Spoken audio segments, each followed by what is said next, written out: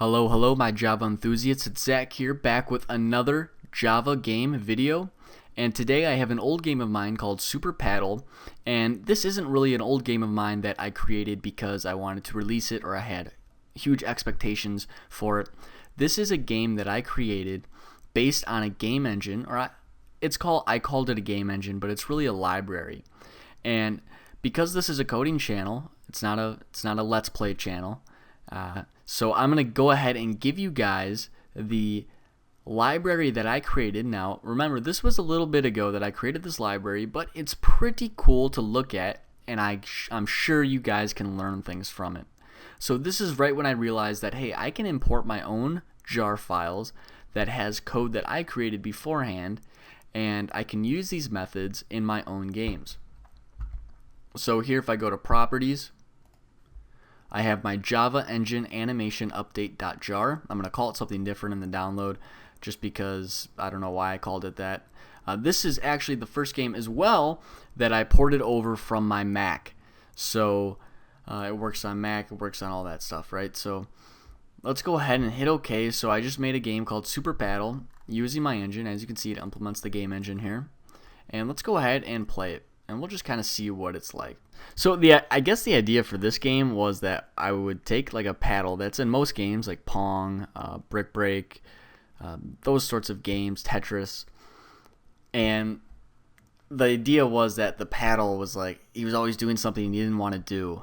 Yeah, see, it says right here, I've been in games like Pong, Brick Break, and Who Can Forget Tetris. So this paddle's always been going around like just working and doing stuff that he didn't want to really do. And now this game is he finally gets to do what he's always wanted to do. He said, so I decided to quit those jobs and become who I really wanted to be. And who he really wanted to be out of everything, and I guess you can guess it by the title, he wanted to be, let's see if it comes up here.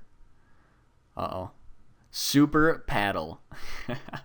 The superhero paddle. So there he is. And look at that.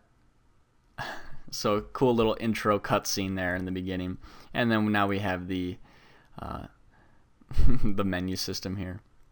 So again, this is all using my engine. Now, if you guys go through the code and you're not really understanding it, but you have a fascination for it, I am not against creating a tutorial series, or not even really a series. I can just make one long video, maybe a 30-40 minute video, just explaining how to go about using it. I know it's some pretty cool features. We have, one of the main features that I put in here is that and this is something I really wanted to do for a long time in Java, and I couldn't really figure it out, was make it so that we can create full screen games, and everything would stretch and go accordingly.